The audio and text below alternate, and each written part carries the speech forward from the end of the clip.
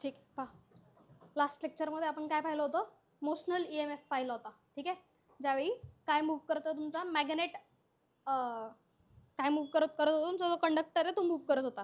ठीक आहे, आता या केसमध्ये काय असणार तुमचा मॅग्नेट असेल, तो मॅग्नेट मूव्ह करेल आणि कॉईल कशी असेल स्टेशनरी असणार आहे इथे. ठीक आहे, मॅग्नेट मूव्ह करत असेल तर यासाठी आपण काय घेतलंय, एक डी शेप्ड काहीतरी एक सबस्टन्स घेतलाय की त्या डी शेपवर आपण एक मॅग्नेट काय केलाय, माउंट केलाय. ठीक आहे, एक डी शेप्ड असा आर्म घेतलाय आणि त्या आर्मवर काय लावलंय तुम्ही, मॅग्नेट एका स्टेशनरी पोझिशनमध्ये मध्ये ठेवलाय. ठीक आहे, मग इथे दोन मासेस ठेवलेत, हे मासेस काय करतील, वेट ते इम्बॅलन्स करतील आणि तो डी शेप असा फिरेल. ठीक आहे, ज्यावेळी तो मोशन करत असेल, मॅग्नेट मोशन करत असेल तर काय होईल, याच्यातला फ्लक्स चेंज होईल आणि फ्लक्स चेंज काय काय देणार आहे आपल्याला, EMF देणार आहे. ठीक आहे, फ्लक्स चेंज काय देणार आहे, EMF देणार आहे. मग या सिस्टीममध्ये तुम्ही काय मिळवू शकता, करंट मिळवू शकता और EMF मिळवू शकता. मग त्यासाठी आपण एक सिस्टीम बनवली आहे की याच्यात काय करायचं आहे तुम्हाला, तो जो करंट आहे तो काय करायचा, स्टोअर करायचा आहे. ठीक आहे, किंवा तो जो EMF आहे, पोटेन्शियल डिफरन्स आहे, तो काय करायचा आहे, स्टोअर करायचा आहे. मग त्यासाठी आपण यूज करतो कपॅसिटर. कपॅसिटरचं काम काय, एनर्जी स्टोअर करणं. ठीक आहे, कपॅसिटरचं काम काय, एनर्जी स्टोअर करणं. मग ही जी कॉईल आहे यालाच आपण इंडक्टर कॉईल म्हणतो. ही जी कॉईल आहे हीच काय, inductor coil which is denoted by L.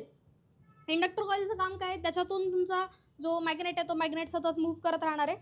ठीक आहे, त्या मोशनमुळे काय क्रिएट होणार आहे, याच्यात EMF प्रोड्यूस होणार आहे. ठीक आहे, इंड्युस्ड EMF इथे कुठेतरी दिसणार आहे आपल्याला. त्या इंड्युस्ड EMF मुळे काय होईल, हा कपॅसिटर काय होईल, चार्ज होईल. बट तुम्हाला आठवत असेल तर काय होतं, तो जो EMF आहे तो EMF काय होतो, एकदा पॉझिटिव्ह सायकलला होतो, एकदा निगेटिव्ह सायकलला होतो.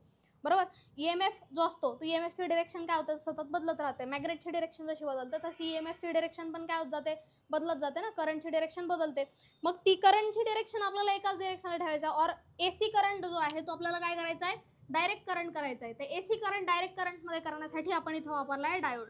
ठीक आहे, डायोडचं काम काय, युनिडायरेक्शनल फ्लो ऑफ करंट करून देणं.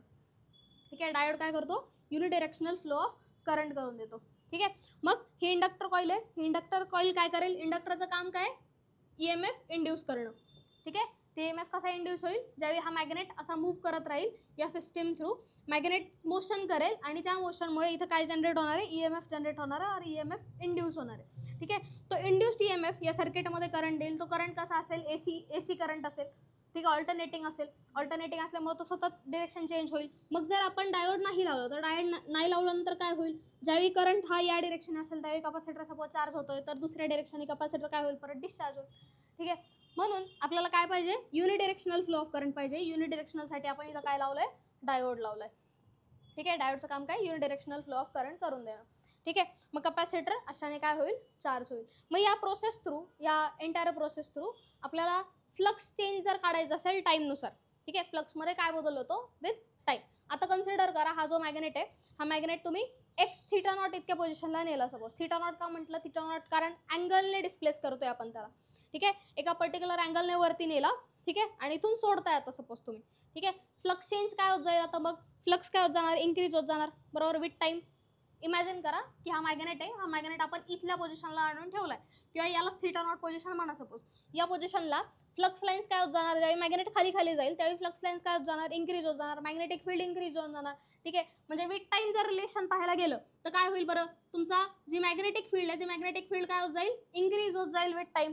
ठीक आहे, एक पॉईंट असा येईल मॅग्नेट ज्यावेळी त्या याच्या कंडक्टरच्या आतमध्ये असेल त्यावेळी ती फील्ड किंवा मॅग्नेटिक फील्ड लाईन्स काय होतील, कॉन्स्टंट होतील. ज्यावेळी मॅग्नेट कुठं असेल, या कॉईलच्या आतमध्ये असेल, त्यावेळी काय होणार आहे, त्या फील्ड लाईन्स काय राहतील, कॉन्स्टंट राहतील. परत आता बाहेर जाणार आहे, बाहेर जाणार याचा अर्थ फील्ड लाईन्स काय होत जाणार, कमी कमी होत जाणार. ठीक आहे, म्हणजे काय झालं, फील्ड लाईन्स तुमच्या विथ टाइम इन्क्रीज होत गेल्या, ॲट टाइम्स कॉन्स्टंट राहिल्या. कॉन्स्टंट कधी राहतील, ज्यावेळी तुमचा जो मॅग्नेट आहे तो कॉईलच्या आतमध्ये असेल.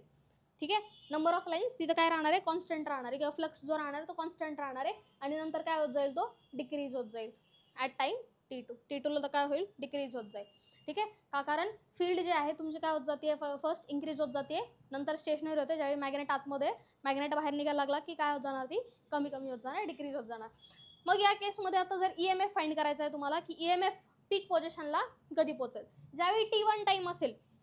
ठीक आहे, ज्यावेळी मॅग्नेट एंटर करत असताना मॅग्नेट ज्यावेळी त्या माउथला असेल बरोबर, त्यावेळी EMF काय होईल, पीक व्हॅल्यूला जाईल. ठीक आहे, जर सपोज असं झालं की तुमचा जो EMF आहे फर्स्ट सायकल ज्यावेळी EMF जो आहे तो पीक व्हॅल्यूला गेला E0. ठीक आहे. सेकंड सायकल ज्यावेळी असेल ईएमएफ काय होत जाणार मग आता दुसरी सायकल नाही, दुसरी सायकल काय असणार आहे अपोजिट असणार आहे. ज्यावेळी मॅग्नेट काय होत जाईल बाहेर जाणार ना. ठीक आहे. आत येताना ईएमएफ इन्क्रीज होतोय.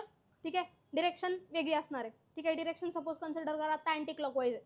ठीक आहे. ज्यावेळी मॅग्नेट बाहेर जाईल त्यावेळी त्या मॅग्नेटला काय करायचं आहे या कॉईलला अपोज करायचं आहे ना, त्याला बाहेर नाही जाऊ द्यायचं. ठीक आहे. आत येतोय आत नाही येऊन द्यायचं. ठीक आहे. आणि बाहेर जातोय तो बाहेर पण नाही जाऊन द्यायचा. ठीक आहे. त्याला स्टेशनरी ठेवायचं आहे.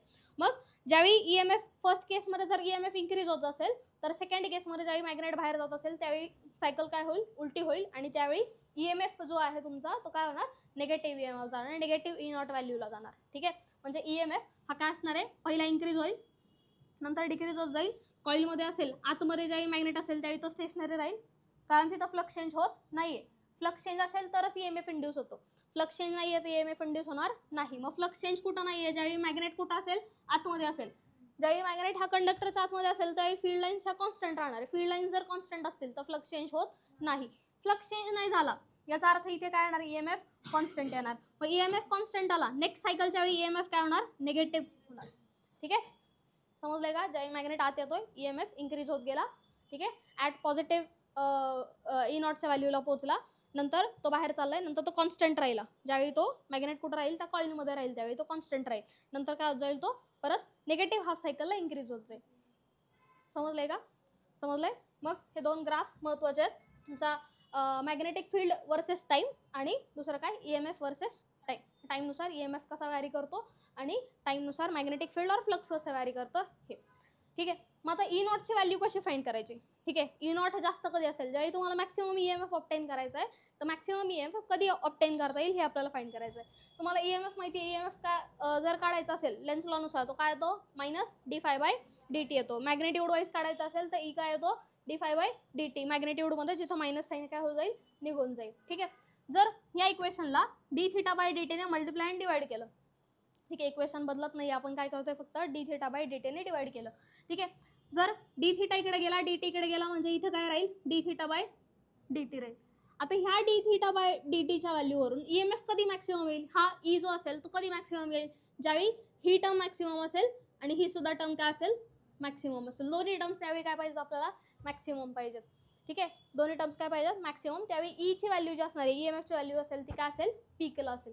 ठीक आहे. मग आपल्याकडे इक्वेशन आहे θ=θ0 sin ωt. आता हे इक्वेशन कुठून आलं तुम्हाला जर आठवत असेल x काय इक्वेशन लिहिलं होतं x a sin ωt.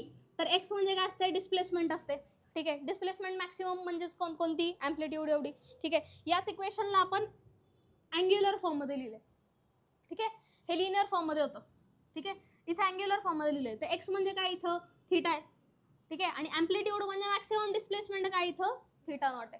Maximum displacement from mean position. मग याचे मॅक्सिमम डिस्प्लेसमेंट कुठे असेल ज्यावेळी मॅग्नेट अशा पॉईंटला असेल की जिथं मॅक्सिमम आपण त्याला डिस्प्लेस केलेलं आहे θ0 इतक्या पोझिशनला नेऊन ठेवलेलं आहे. समजलंय का. θ0 म्हणजे मॅक्सिमम डिस्प्लेसमेंट और अँप्लिट्यूड म्हणा. ठीक आहे. मग इथे d∅/dt जर तुम्ही फाइंड केला तर तो काय येईल θ0 तसंच राहील आणि कॉस साइन ωtचं काय राहील कॉस ωt आणि त्याचा परत या ब्रॅकेटचा डेरिव्हेटिव्ह घेतला तर काय येतो तो ओमेगा राहतो म्हणून इथं ओमेगा घेतला. ठीक आहे. समजलंय का. हे इक्वेशन आठवतात का. जर एक्सला डिफरन्शिएट केलं तर वेलॉसिटी येत होती. याला डिफरन्शिएट केल्यानंतर काय होत होतं dx/dt म्हणजेच वेलॉसिटी येते आणि तेच काय होतं तुमचं a omega cos omega t oscillation चॅप्टरमध्ये होतं ते. बरोबर. तर d∅/dt याची व्हॅल्यू काय आली θ0 omega cos omega t. Peak value e naught कधी असेल ज्यावेळी ही व्हॅल्यू पीक असेल. ही व्हॅल्यू मॅक्सिमम कधी असेल ज्यावेळी याची व्हॅल्यू काय राहील 1 राहील. ठीक आहे. कॉस ओमेगा टीची व्हॅल्यू 1 कधी असते कॉस ओमेगा टीची व्हॅल्यू 1 कॉस 0ला. बरोबर का. कॉस 0ला व्हॅल्यू काय असते 1 असते. म्हणजे याची व्हॅल्यू मॅक्सिमम कधी येईल ज्यावेळी d∅/dt हा फक्त कोणाला इक्वल असेल याला आणि ही व्हॅल्यू काय होऊन जाईल 1 होऊन जाईल. त्यामुळं ज्यावेळी d∅/dt ही व्हॅल्यू आपल्याला मॅक्सिमम पाहिजे त्यावेळी फक्त त्याची व्हॅल्यू काय राहणार आहे θ0 ओमेगा एवढी व्हॅल्यू राहणार आहे. ठीक आहे. हे पण मॅक्सिमम पाहिजे हे पण मॅक्सिमम पाहिजे. ठीक आहे. मग आता ई नॉटचे इक्वेशन ई नॉट कधी येईल मॅक्सिमम किंवा पीक व्हॅल्यू कधी मिळेल ज्यावेळी या दोन्ही टर्म्स काय असल्या पाहिजेत आपल्या मॅक्सिमम असल्या पाहिजे. मग फर्स्ट टर्म ही मॅक्सिमम असेल कधीतरी. ठीक आहे. आणि ही मॅक्सिमम असेल त्यावेळी आपल्याला ही पण मॅक्सिमम लागणारी इकडची टर्म ती काय होती d∅/dt. ही टर्म मॅक्सिमम कधी असेल ज्यावेळी कॉस ओमेगा टीची व्हॅल्यू काय येईल 1 येईल. ठीक आहे. ओमेगा टीची व्हॅल्यू 0 येणार. ठीक आहे. कॉस ओमेगा टीची व्हॅल्यू काय येईल 1 येईल. त्यावेळी D theta by D T हा काय येणार आहे, याला इक्वल येणार, तीच मॅक्सिमम व्हॅल्यू असेल. म्हणून मॅक्सिमम व्हॅल्यू दोन्ही याच्यात पुट केल्या. Maximum value D phi by D टीची मॅक्सिमम व्हॅल्यू आणि याची जी मॅक्सिमम व्हॅल्यू असणार ती कोणती आहे, ओमेगा थिटा. जसं इथे याच्यात मॅक्सिमम व्हॅल्यू एक्सची काय असू शकते, ए असू शकते ना. एक्सची मॅक्सिमम व्हॅल्यू ए असू शकते. कधी, ज्यावेळी साइन ओमेगा टी हा काय होईल 1. मग याची पण मॅक्सिमम व्हॅल्यू कधी असेल, ज्यावेळी कॉस ओमेगा टी काय असेल 1. कॉस ओमेगा टी 1 कधी असतो, ओमेगा टी ज्यावेळी 0 असेल त्यावेळी. कॉस 0 हा 1 असणार आहे. ठीक आहे. म्हणून मॅक्सिमम व्हॅल्यू काय आपली थिटा नॉट ओमेगा. समजले का, काय ती थिटा नॉट ओमेगा. मग ओमेगाला काय लिहू शकता तुम्ही, 2 pi by T. 2 pi upon T. Omega असतो 2 पाय बाय टी. मग याच्यावरून ई नॉट जो तुमची पीक व्हॅल्यू आहे, ती peak value is equal to काय येईल, peak value should be directly proportional to theta naught. जितका ॲम्प्लिट्यूड जास्त असेल तितका ईएमएफ काय होणार तुमचा जास्त येणार आहे. म्हणजे ई नॉटची जी व्हॅल्यू पीक व्हॅल्यू ती काय होणार आहे, जास्त होणार आहे. आणि E naught is inversely proportional to time period. म्हणजे टाइम पिरियड जितका कमी असेल तितका ई नॉट काय असणार आहे तुमचा जास्त नसणार आहे. ठीक आहे. तर याच्या हे जे ई नॉट आहे, पीक व्हॅल्यूज आहेत, पीक व्हॅल्यूज कशा डिफर करतात, कोणाशी त्यांचं रिलेशन आहे ते आपण फाइंड केलं. याच्यात ग्राफ्स दोन्ही लक्षात ठेवायच्यात. ठीक आहे. तर मागच्या केसमध्ये आपण मोशनल ईएमएफ पाहिला होता. याच्यात काय ठेवलं आपण, मॅग्नेट हा मुव्हिंग ठेवलेला आहे. मागच्या केसमध्ये आपली मॅग्नेटिक फील्ड ही काय होती, कॉन्स्टंट होती. आता आपण कॉईल कॉन्स्टंट ठेवली आहे, कॉईल जागेवर ठेवली आणि मॅग्नेट मूव्ह करतोय. ठीक आहे. Magnet to and fro move करतोय आणि कॉईल काय ठेवली आहे, जागेवर ठेवली आहे. मागच्या केसमध्ये जर पाहिलं असेल, मागच्या 2 केसेसमध्ये तिथे मॅग्नेटिक फील्ड कॉन्स्टंट आहे आणि आपण ती रॉड मूव्ह करतोय. एकदा अशी स्ट्रेट मूव्ह केली आहे आणि एकदा अशी रोटेशनल मूव्ह केलेली आहे. ठीक आहे. तर त्या केसमध्ये जो ईएमएफ आला होता तो ईएमएफ काय आला होता बरं, एक आला होता बीव्हीएल बरोबर, बीएलव्ही आणि दुसरा आला होता हाफ बी ओमेगा स्क्वेअर एल. आठवतंय का. सेकंड केसमध्ये ज्यावेळी रॉड तुम्ही रोटेट करत होता, पेज नंबर किती आहे ते 270 वर चेक करा, बी ओमेगा एल स्क्वेअर हाफ बी एल ओमेगा स्क्वेअर. ठीक आहे. तर यावेळी ज्यावेळी तुम्ही रॉड रोटेट करत होता त्यावेळी ईएमएफची काहीतरी व्हॅल्यू आली. तर या केसमध्ये आता काय होणार आहे, ईएमएफची तुमची काहीतरी व्हॅल्यू येणार आहे. ती ईएमएफ किंवा ई नॉट जो मॅक्सिमम ईएमएफ असेल तो मॅक्सिमम ईएमएफ कोणाकोणावर डिपेंडंट आहे, ॲम्प्लिट्यूडवर और थिटा नॉटवर डिपेंडंट आहे आणि टाइम पिरियडवर डिपेंडंट आहे. डायरेक्ट प्रपोर्शन आहे, इन्व्हर्स प्रपोर्शन हे लक्षात ठेवा. ठीक आहे. इक्वेशन्स लक्षात ठेवायच्यात आणि ग्राफ इम्पॉर्टंट आहेत. समजलंय, नक्की समजलंय, घ्यालो.